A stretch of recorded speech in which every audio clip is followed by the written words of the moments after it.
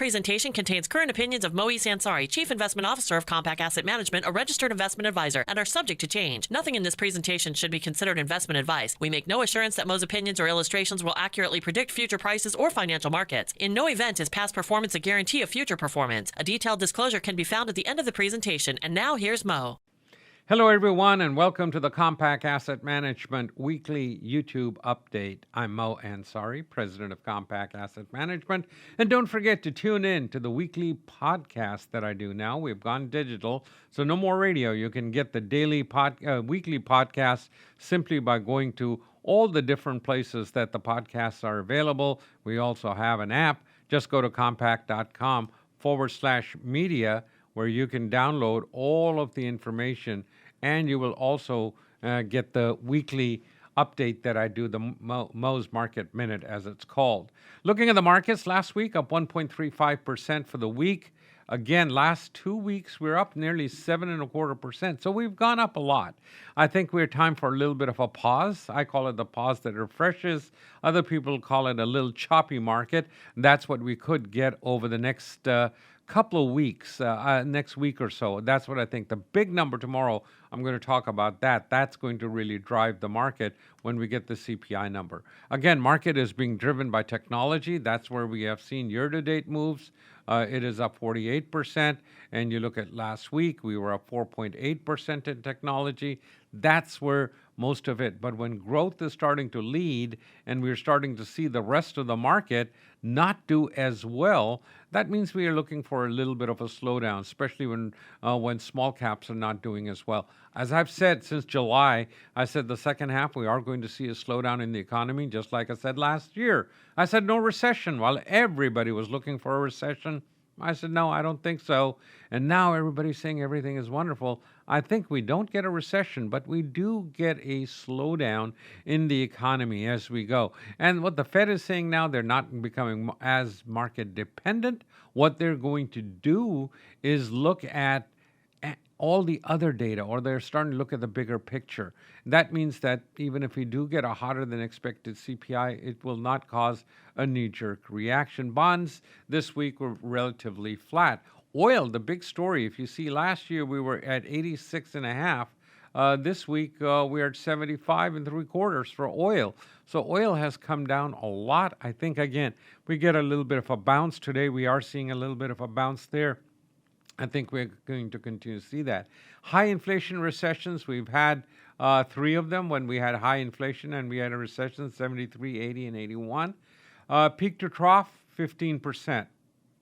And that's what we see. Recession trough is about 13%. If we do get inflation is relatively high, if we do get a recession, it's not one of these, the 44% decline. That's what I don't expect to see, because this is what we see on this side. Recent recessions, they've been structural recessions where we had technology, new changes coming in 2000, the technology bubble in 2008 and 9, or 9 and 10. We had the real estate bubble. I believe we don't have the bubbles right now. People are not as leveraged. People have a lot of cash. A lot of people are nervous. A lot of people are not overly extended. And with all of that, I think the market is going to sort of muddle through. That's what I'm looking at. This week, the biggest number is going to be CPI, Consumer Price Index, the inflation number. It is expected to be a 0.3%. The 0.3%, that's what is expected in this market. 0.35 or so. But if you look at the data, I was looking at 46 different estimates out there. 7 are skewing higher than 0.3, 4 are lower. So there are more people are expecting that the inflation number is going to be hotter than 0.3. That's the average. So we'll see how this number comes out.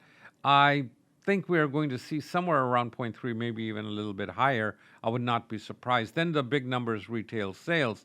That'll tell us how the consumer is doing. Are they holding up? Today we had the CNBC retail sales report and showed that consumers starting to buckle a little bit. I think the consumer is now starting to get overextended, but we do have the holiday season coming up. We'll see how that goes, but everybody is expecting that to be a little bit lower. Tomorrow is the live webinar. That's the year-end webinar, the year-end checklist. That's going to be tomorrow. Last chance to register. Go to compak.com/seminars and register for the webinar. Looking at the technicals, market got above this gap that I talked about for the last couple of months, which is 43.75 to 44.01. We filled that on Friday. We got above it. Today we're trading at 44.18 last trade. So we could get a pullback to about 4,400. That's the 50-day moving average. And 20 days also there. Major support is going to be at 42.58, which is the 200-day. So I believe if we can get above 45, this 45.41 high, that's that resistance right here, then we're set to chest 46.07 and the 46.37. That's the last March high. So I think those are the resistance areas I would keep an eye on. If inflation comes in lower than expected, I think that could propel the market. Looking at the weekly technicals, major support of 41.75.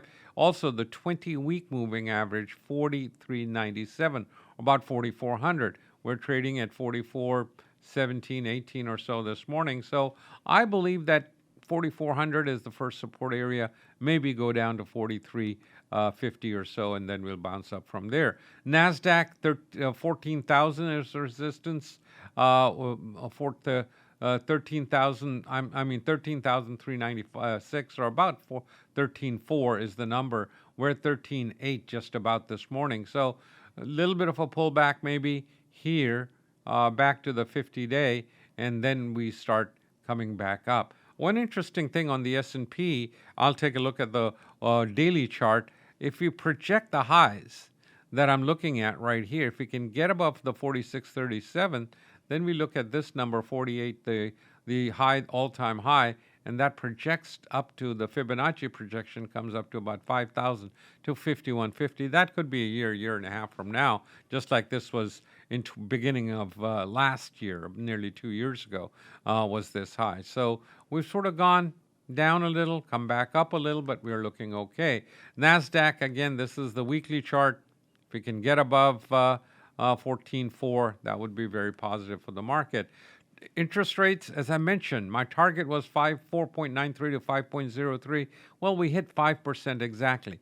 We've backed off from there. Now we've come to the 50-day, which is about 4.6. Today we're at 4.63 in the rates on the 10-year interest rates.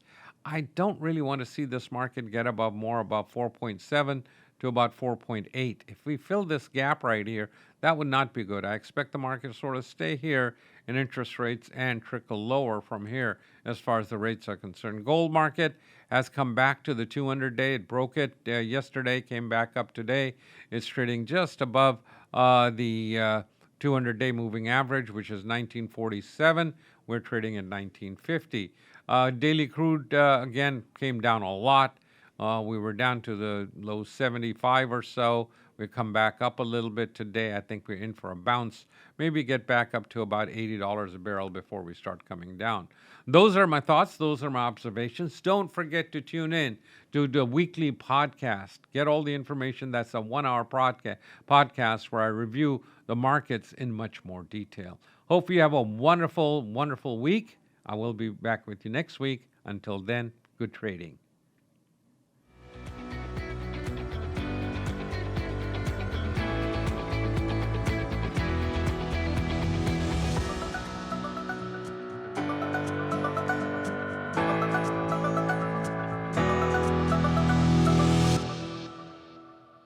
This presentation contains the current views and opinions of Moise Ansari, Chief Investment Officer of Compak Asset Management, a registered investment advisor. The views expressed are current only as of the date of this presentation and are subject to change. Nothing in this presentation should be considered investment advice, and nothing is personalized to any investor's individual circumstances. Compak Asset Management offers investment advice only after entering into an investment advisory agreement and gathering client-specific information about goals, objectives, financial status, and risk tolerance. This presentation uses terminology associated with technical analysis and provides charts to illustrate some of the concepts discussed. Technical Technical analysis is a security analysis method with the goal of forecasting the direction of prices of securities or market indices through the study of past market data, primarily price and volume. We make no assurance that past performance or the use of technical analysis will accurately predict future prices. Further, a risk of technical analysis is that over-focus on historical patterns could lead to ignoring or downplaying security-specific concerns, overall market or sector concerns, or other factors because we assume inaccurately that historical patterns will repeat themselves. In no event is past performance a guarantee of future performance.